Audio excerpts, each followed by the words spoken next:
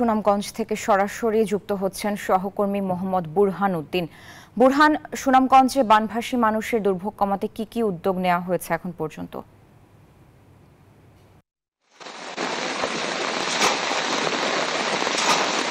ধন্যবাদ সারা। আমি এখন আছি সুরমা নদীর পাড়ে রিভার ভিউ এলাকায়। সুনামগঞ্জ সকাল থেকে যেটা আমি বলছি, সুনামগঞ্জের পানি ধীরে ধীরে কিন্তু বাড়তে শুরু করেছে এবং পৌর এলাকায় বেশিরভাগ মানুষ পানি বন্ধ হয়েছেন এবং সুনামগঞ্জের সাথে জেলা শহরের সাথে উপজেলা পর্যায়ে যোগাযোগগুলো বিচ্ছিন্ন হয়ে গেছে এবং আশ্রয়কেন্দ্রে মানুষগুলো আশ্রয় নিয়েছেন আশ্রয়কেন্দ্রে। আমি এখন জানতে চাবো জেলা আওয়ামী লীগের সাধারণ সম্পাদক লুমান বক পলির কাছে জেলা আওয়ামী লীগের পক্ষ থেকে আশ্রয়কেন্দ্র মানুষের জন্য তারা কি করছেন।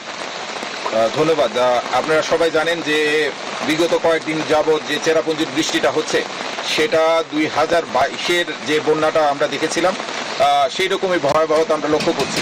সাথে সাথে আমরা সুনামগঞ্জ জেলা আওয়ামী লীগের পক্ষ থেকে ডিসি মহোদয়ের সঙ্গে কথা বলছি। সুনামগঞ্জের জেলা প্রশাসন যিনি প্রায় 500-র অধিক এখন পর্যন্ত আশ্রয়কেন্দ্র উনি খুলে দিয়েছেন। আমাদের স্কুল কলেজগুলো খুলে দেওয়া হয়েছে এবং যে যে জায়গায় আশ্রয় নেওয়া যায় প্রত্যেকটা জায়গায় আশ্রয়কেন্দ্র খুলে দেওয়া হয়েছে। আমরা এই মুহূর্তে সুনামগঞ্জ জেলা আওয়ামী লীগ এবং ব্যক্তিগত এবং পারিবারিক পক্ষ থেকে আমরা এখানে যারা উপস্থিত আছি, জেলা আওয়ামী লীগ নেতৃবৃন্দ, ছাত্রলীগের নেতৃবৃন্দ এবং অঙ্গ সংগঠনে যারা আছেন, প্রত্যেকেই আমরা শুকনো খাবার নিয়ে যাচ্ছি আজকে তাদের পাশে।